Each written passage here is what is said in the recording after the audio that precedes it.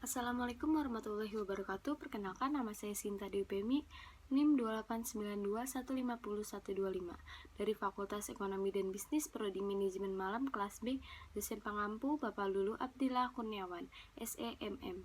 Saya akan mempresentasikan UTS Manajemen Sumber Daya Manusia.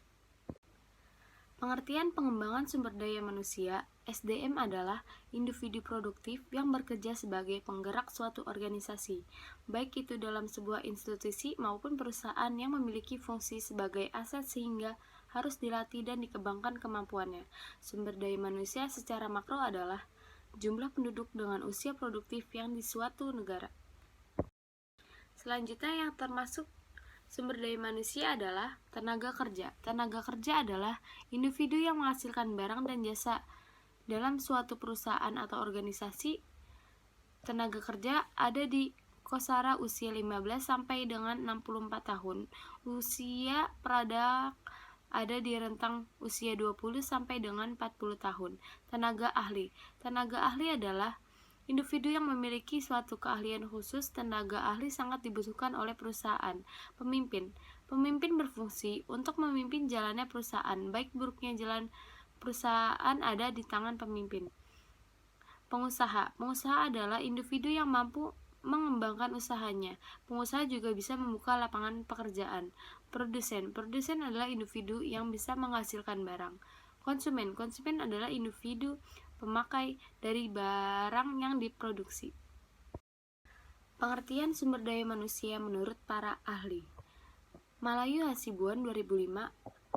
Pengembangan sumber daya manusia adalah suatu usaha untuk meningkatkan keterampilan teknis, teoris, konseptual, dan moral karyawan sesuai dengan kebutuhan pekerjaan atau jabatan melalui pendidikan dan pelatihan. Matis 2002.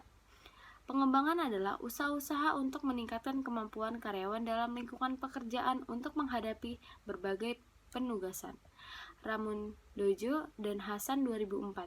Pengembangan karyawan adalah usaha-usaha yang meningkatkan keterampilan maupun pengetahuan umum untuk karyawan agar pelaksanaan pencapaian tujuan lebih efisien. Berikutnya, tujuan pengembangan sumber daya manusia dapat meningkatkan produktivitas di dalam pekerjaan, mengurangi kerusakan produk, memastikan semua berjalan efisien, meningkatkan sikap kepemimpinan, menciptakan moral karyawan atau manusia. Terakhir, menaikkan balas jasa. Metode pengembangan sumber daya manusia: pelatihan atau training, magang, pendidikan, rotasi kerja, studi banding, uji kompetensi, coaching, dan outbound. Fungsi pengembangan sumber daya manusia. Fungsi pengadaan tenaga kerja. Fungsi pengadaan tenaga kerja antara lain: pertama adalah mencakup kegiatan untuk menentukan kebutuhan tenaga kerja baik tentang kualitasnya maupun kuantitas. 2. Fungsi pemeliharaan tenaga kerja. Fungsi pemeliharaan tenaga kerja mencakup pelaksanaan program-program ekonomis maupun non-ekonomis yang diharapkan mampu memberikan ketentraman kerja bagi pekerja, sehingga para pekerja dapat dengan tenang bekerja dan berkonsentrasi. 3.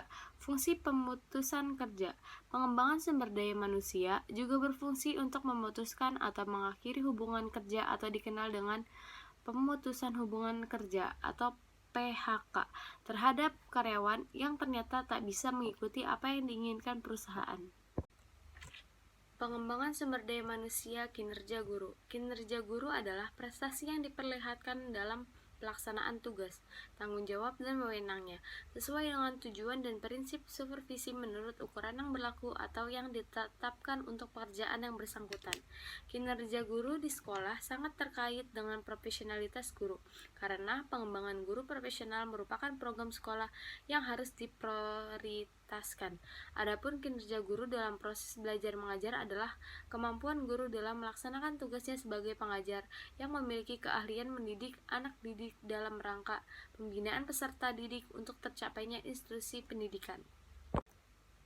Manajemen kelas. Manajemen adalah suatu kegiatan untuk menciptakan dan mempertahankan kondisi yang optimal bagi terjadinya proses belajar di dalam mencakup pengaturan orang atau siswa dan fasilitas yang dikerjakan mulai terjadinya kegiatan pembelajaran di dalam kelas sampai berakhirnya pembelajaran di kelas. Pengertian umum mengenai kelas yaitu sekelompok mahasiswa pada waktu yang sama menerima pelajaran yang sama dari guru yang sama pula. Manajemen kelas merupakan sadar untuk mengatur kegiatan proses belajar mengajar secara sistematis yang mengarah pada penyiapan sarana dan alat peraga, pengaturan ruang kelas, mewujudkan situasi atau kondisi proses belajar mengajar berjalan dengan baik dan tujuan kurikuler dapat tercapai. Terima kasih, kurang lebihnya mohon maaf. Wabillahi taufiq walhidayah. Wassalamualaikum warahmatullahi wabarakatuh.